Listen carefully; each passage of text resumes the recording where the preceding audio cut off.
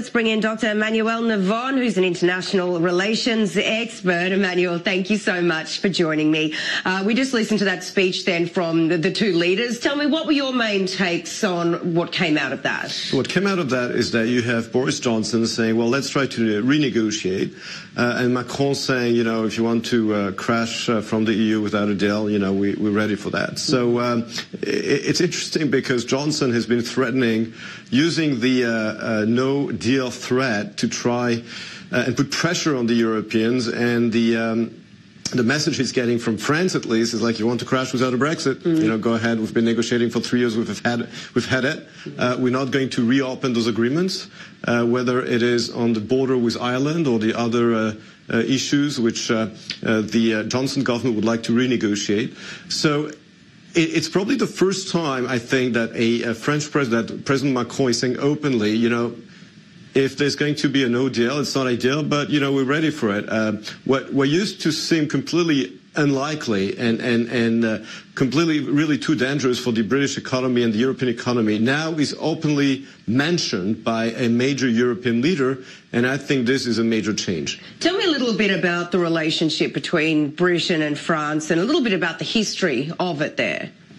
Look, it's interesting because those two nations have been competing for many centuries of dominating the world, the conquest of North America, and of course their historical rivalry over the conquest of Africa and colonialism. But they came together during the two world wars, and of course historically the war between Napoleon Bonaparte and the British. But they came together during the two world wars, It's interesting because Britain originally was the one that applied for joining what was called in the past the European Economic Community. And this was vetoed twice by French President Charles de Gaulle, who considered Britain what he called it an American Trojan horse within the European project. And now they're pulling out again for different reasons. But historically, the French did not want the British inside what used to be the European Economic Community, because France wanted to dominate that project together with Germany. And now it's making Britain's life very hard to leave the EU because they don't want to set a precedent. And Emmanuel, these two leaders, two very, very different characters. Tell me, how can we expect their relationship to play out in the future? And they work together. Do you think they'll be able to cooperate?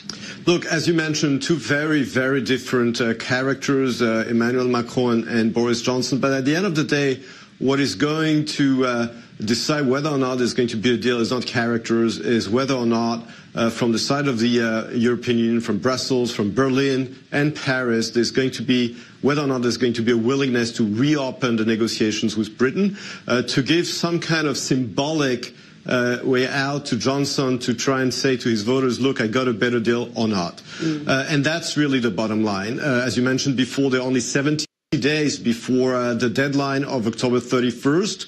And if the EU does not want to really reopen the deal, especially on the very sensitive issue of the border with Ireland, then it looks like we're heading towards a no Brexit, which will have many consequences on the economy, because the trade relationship between Britain and the EU will have to be defined, and trade will be disrupted for a few months. But it no longer looks as a completely unlikely scenario.